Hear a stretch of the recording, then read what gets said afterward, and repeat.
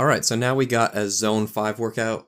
Will, this is probably one of my most favorite workouts of my entire lifetime because you can get in a serious workout in a very short amount of time. So, problem with that is it is hard, and you don't want to do it that often. So Zone 5, Will, I don't know about you, but we're not spending a whole lot of time in Zone 5 as mountain bikers and cyclists just because it's so fatiguing. And I'm going to just venture out and say with runners, it's the same thing. Running in Zone 5 requires a serious amount of muscular loading. And to induce that across a training plan, it requires so much freshness going into the session and recovery after the session that when you're, looking at something like building up for a marathon, to try and build fitness alongside building essentially speed and power, it requires a real juggling act.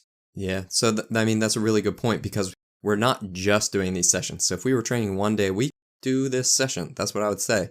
But if we're also trying to do an endurance ride, let's be careful.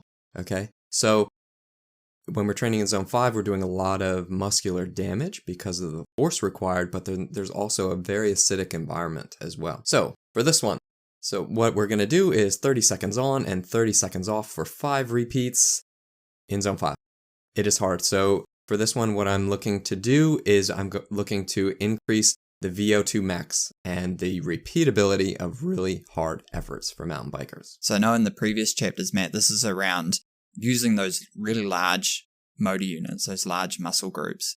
But then also you have the recovery side of things within those 30 seconds, which helps stimulate the aerobic metabolism to regenerate ATP, creatine phosphate. But then you have the actual work interval, which we know you can't sustain Zone 5 for minutes on end. We did that in the energy systems.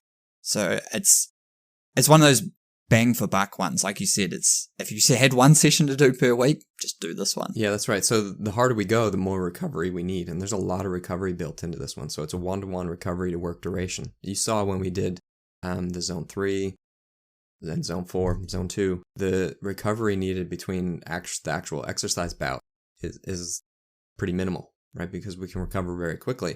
This one, we're trying to regenerate creatine phosphate, which just takes a really long time.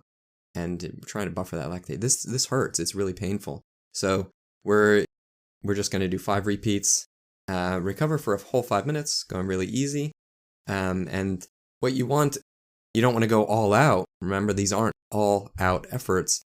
That's why we use power meters, and that's why we can gauge and do a really good pacing, even pacing across each one. And what we'll see with heart rate is heart rate will continue to increase as we go on to our third set. So how much time is available? So this is a short workout. You don't need that much time. So that's why it fits in for most of us at an appropriate time, I should say. So for us, we're doing this maybe once a week, something like Zone 5. So how much fatigue is there? You want to come into this one feeling pretty fresh. So if we're doing like trying to overtrain heading into a big event, we might do these a little bit more often or back to back or something like that. But we want to really come into these feeling pretty fresh most of the time.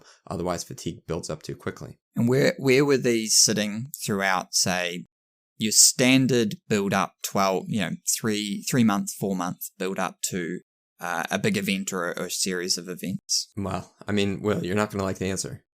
It depends, right? So it depends on what the athlete needs, what they have done coming in to see me, and then when their goal is, obviously. So some will do reverse periodization, some will do standard periodization, where we'll maybe do these close to the event. But as we get closer to the event, we also need to make sure that we're watching recovery. So that's then the okay. Well, that's a good time. We'll get into the analysis and synthesis, and then you can talk me through it there. Cool.